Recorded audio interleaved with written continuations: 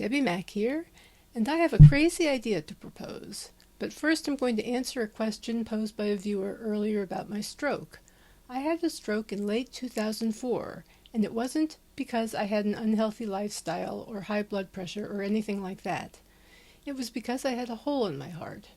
One of those congenital holes that can be closed up easily now, but couldn't when I was a kid. So it was never closed.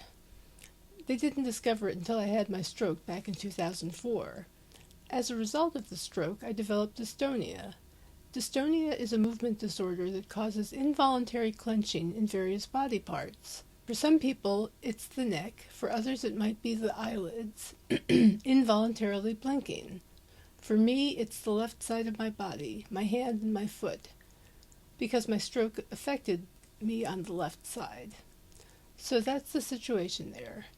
But that has nothing to do with my crazy idea. My crazy idea was actually inspired by James Patterson. Every year, James Patterson gives a huge donation to independent bookstores. He makes way more than most authors, and gives a big chunk of his income to indie bookstores. So my crazy idea is that I would like to give 10% of my net income from selling books, assuming I make any net income at all, to an indie bookstore. Or if I make enough, to 3 or 4 indie bookstores. Whatever I can afford. In fact, I'd like to suggest that all authors pledge to give a small percentage of their net income to the indie bookstore of their choice. I've heard of authors who claim to make 6-figure incomes by selling books. How hard would it be to donate any amount to support your local bookstore? I'm working out exactly how to effectuate this plan.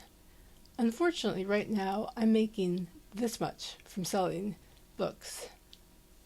Really, that's a big fat zero, yeah. I'm spending more trying to produce and promote my books than in selling them. So obviously that has to change. But you can help me by buying my books. I've published several books in print and ebook, as well as audio versions. I have a whole series of mysteries that I'm going to be re-releasing because right now they're out of print. But the first one is in print. Let's see. I have a young adult novel in print and ebook, which will soon be released in audio. My latest novel is a thriller. I'm also working on a new mystery with a new protagonist. I've got a collection of short stories. I'm going to be issuing some more of my short stories as singles as time goes by. I also write film reviews and have a collection of film reviews and will be issuing more ebooks about film as time goes by. So if you can buy my books, that'll help the indie bookstores as well, because then I won't be making zero anymore. And neither will the indie bookstores. I'd appreciate it if you could buy them wherever you buy your books, whether it's Amazon, Barnes & Noble, Kobo, Apple, or Smashwords, or Drafted Digital, or on my own online store. Thank you very much, and take care.